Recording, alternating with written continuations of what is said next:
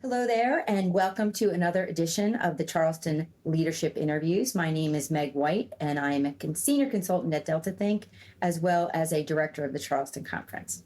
Today, we will be talking with Yulia Sevryugina, who is a senior associate librarian at the University of Michigan, and she will be presenting as part of Charleston 2024 and the virtual conference. So, Yulia, welcome. We're so glad to have you here with us today, and thanks for taking the time. Thank you for inviting me. Just a disclaimer before I start my interview that opinions that I may share today is my personal opinions and do not represent views of my organization, which is University of Michigan and University of Michigan Library. Great. Understood and noted as well. So we're all good.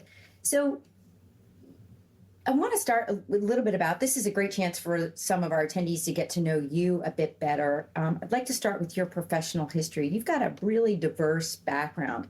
Can you talk a little bit about how you started as a scientist/researcher and then ended up as a librarian who really specializes in science communication and education? My path to librarianship was quite a coincidence, actually. I was doing just traditional, path in chemistry research. I was obtaining my PhD, and then continued with as a postdoctoral fellow, and was promoted to research professor. And then I wanted to do my independent research, and I started as assistant professor tenure track in chemistry. All of this with publishing papers, applying for grants, teaching. I should say that in my time also there was very little information about alternative careers, and I just loved sciences, and my chemistry teacher really convinced me to apply for chemistry, and this is how it started. All of this was in my previous life when I didn't have kids, and then my first child was born, and while I was assistant professor in Texas, and my husband was a researcher at Michigan. And, many options were considered, but we wanted for ourselves a traditional family, growing kids together, the same household. So I moved to Michigan, and I started looking for a new job. And at this point, I actually wanted to try something new, because I thought, we live only once, and there are so many options to explore. So when I Googled for chemistry job, I found the chemistry librarian job. So I applied and stayed as a librarian for 7 years now.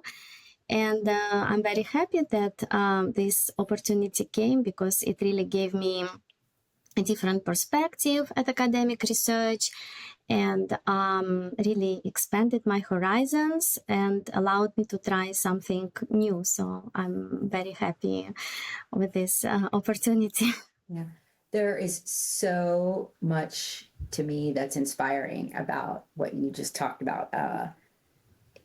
Just the way you and your husband, how you prioritize things, and how you just do what you love, and things fell into place for you. So I think that's a wonderful story, and kudos to you and to your husband and your family. And clearly it's worked out so well. So congratulations. Yes. That's great. We're happy about it. Great way to kick this off. Very inspiring. So you mentioned you are an active researcher and an author. Can you talk a little bit about your personal experience in scholarly communication and the publishing process from that perspective? You're an actual researcher and an author. What are scholarly publishers doing well, and where maybe can they improve?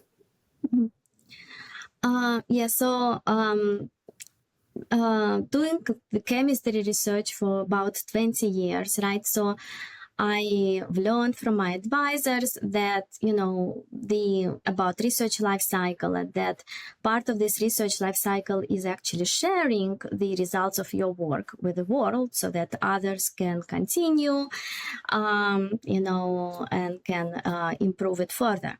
So the scholarly communication was always very important part of, my training, of my goals. And in that respect, I think publishers are very important for creating these, mini communities that combine people with similar interests, with the similar research goals, right? And they let these people to communicate with each other, to share their stories, share their experiences. And that's, a really important thing in science is that we have, our journals where we submit papers, where we know that our peers, our maybe competitors sometimes also submit their papers, right? And we read these journals and we exchange information. Now, as a librarian, I mentioned that I really appreciate that I had a slightly also different perspective on academic publishing now in my job. And, I also, for example, try to understand, how the different models in publishing, and like how it all can help researchers or not helping researchers. And of course, since I was a student, a researcher, many things changed. And when we used to have just a couple of journals to review, to read, now we have very many journals. And not only for myself, but from researchers, I often hear that they are very confused, where they can publish their research, where the community that they belong to. So having so many journals does not really benefit, I think, the science. In one respect, there is, of course, a benefit, because science also evolves, and it becomes very multidisciplinary, right? There are new topics, and, just, 10 or 20 years ago, it would be hard to imagine some journals that exist now and they collect a lot of papers, right? So I think there is recently a new journal from RSC, batteries, and it's a very important topic, and of course it deserves having a unique journal. But at the same time, and I say there is a lot of confusion. So if thinking about how to provide that community, right, for researchers with the same interest, but at the same time not to generate that confusion, where do I publish, where is my community? And then, of course, there are issues that we're discussing in our talk about reviewing too many papers, this could be improved. I feel like maybe needs to be a little bit revised and limited somehow, and thinking about how all journals can transition to a new disciplinary focus, just to provide the same community, but still keep it somehow, focused and easier for researchers to connect and share. And thank you for that. I think, that's such a unique perspective that you have, just due to your background and how you've come through this process. So that's a good segue to your session next week at Charleston, as we mentioned, part of the virtual conference, is focused on current issues, specifically in peer review. So can you give us a little sneak peek on some of the topics that you and the panel will discuss? And do you really think there's truly a crisis in peer review? Well, thank you. I love to talk about our upcoming talk, and I hope everyone will have a chance to attend it. It's scheduled for December 9 at 2:45, and I'm presenting with wonderful colleagues, and Beynon from Clarivate and Kim Eggleton from Institute of Physics Publishing. So I hope you can attend it. I'll be there. And yes, I'll go. thank you. And yes, we talk about peer review, about and we are not neither the first nor the last to talk about peer review and peer review crisis. But we think it's a very important topic to discuss and to bring to Charleston conference. And just I will talk from like my own side how I came to it. And again, that's being a librarian and talking to other researchers at my university. We actually like conducted a series of interviews. They were focused rather on open access. But during interviews, we also realized that there was a lot of mentioning about peer review, about like peer review fatigue, reviewing like too many articles, and sometimes, being contacted to peer review for journals that they're not necessarily familiar with, and also being confused about the quality, quality of research papers that passed peer review, but they are irreproducible, or there are some serious errors in those papers. Or there were a lot of questions about new like alternative peer review, such as peer review reviewers, when reviewers are asked to share their name or publicly post their peer review, right? So during these interviews, we realized all these concerns, all these questions, and that's why I thought it would be like really interesting to talk about it and do a little bit research into it. So I love doing research, and I think that also being a librarian is a unique opportunity where we have all this bibliometric data, and we can actually analyze that data and help our constituents to answer the questions. So I was able to connect with Ivan Aransky, and he granted access to your Retraction Watch database.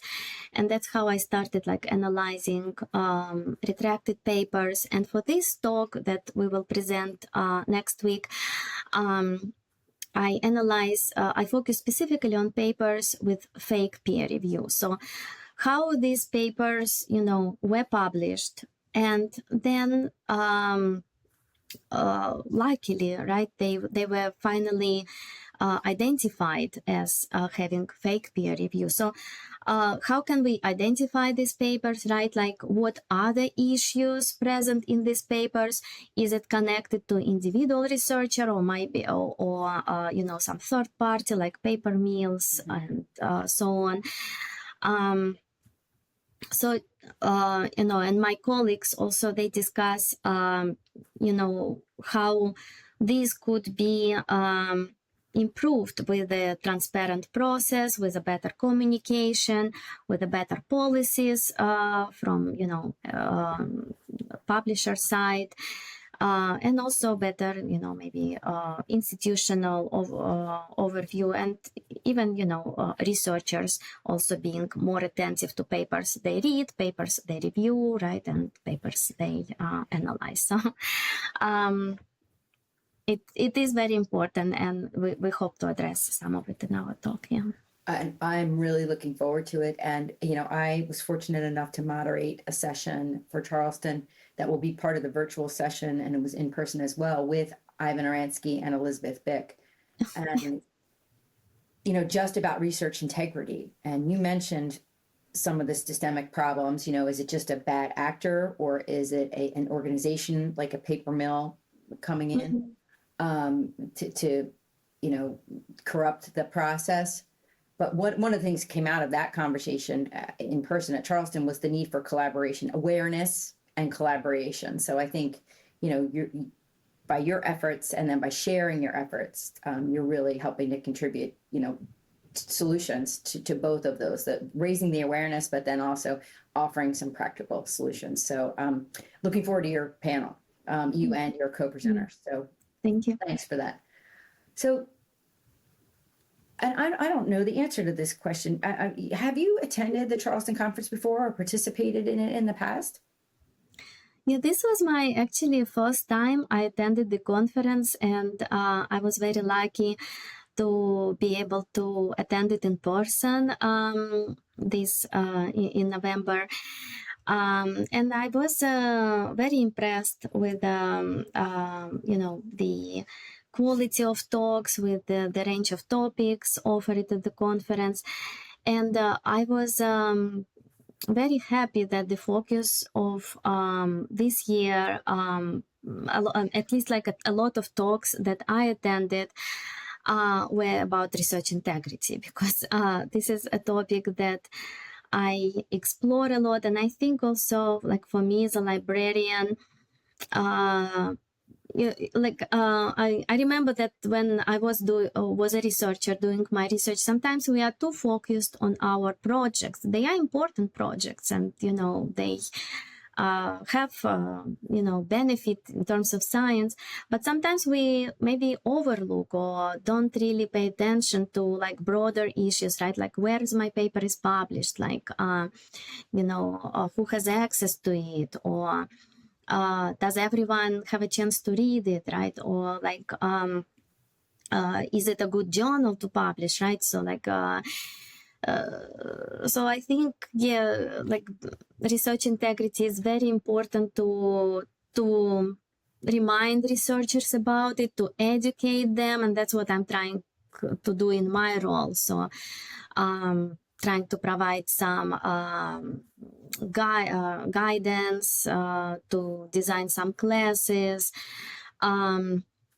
workshops. So that was very important for me to attend these talks, because I have a lot to share now with the faculty, with students, and even, like within the library, also with my fellow librarians. Well, and I could not agree with you more. That was one of my questions during the in-person panel was, in addition to raising awareness, the library is just so well positioned to be instrumental in making these researchers aware of all the tick lists you just went down. What is that last step? You mentioned the research life cycle earlier in your comments. That last step is a crucial step, and it's confusing now. So I think your efforts are probably very welcome, and certainly a role for librarians to think about outside of the University of Michigan. How can they be involved in helping those researchers to make good choices? So very timely. So thanks for that, and I'm glad you enjoyed the conference as well. So yeah, it was really we're all good. We've got time for a couple more questions, maybe.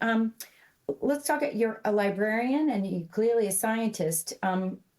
What was the last book that you read that wasn't related to your work?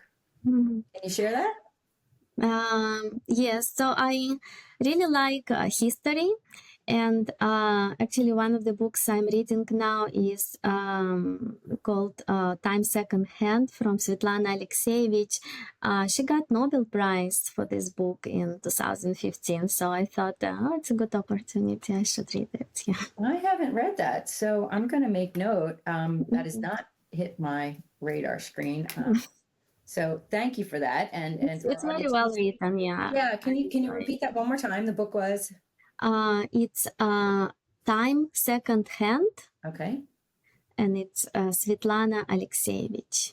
Okay. Thanks so much for that. So Charleston community, take note. What Yulia is currently reading when she's not making the world safe for peer review and research integrity. So all fine. So we're just about at time. Is there anything else that you'd like to share with the Charleston Hub community? This has been just a delight and so nice to get to know you and to understand a little bit more about your background and your work. Anything that you'd like to close with? Well, I as I say, like I was very happy to visit and present some of my research and connect with other people. And yeah, just I think it's very important that this conference exists and it connects, publishers, librarians, you know, enthusiasts in scholarly communication, right? And for librarians, I think it's also like very important that like we try to do research. We have so much very precious data, and we have a lot of and we have access to all this data. And as I say, being like a scientist researcher, when I realized it, I was thinking we can have so much use of this data and really benefit our communities, that for education purpose, for collection development purpose, for, maybe some strategies. So I know that, I was lucky, of course, having going through the research life cycle for many times and being familiar with it. But if we can, I think it's also like very important to really, if you have some problem, like, oh, can I explore it? Can I do research? Can I, get some data and maybe analyze it? So, yeah. Well, again, thank you. What a delight to talk with you today. Thanks for taking the time, and best of luck next week with your virtual panel. I'll be tuning in, and hopefully other folks will as well. And wish you the happiest of holidays to you and your family out there in Ann Arbor. Yeah, thank you very much. Yulia, take good care. We appreciate your time. Yes. Thank you. Bye.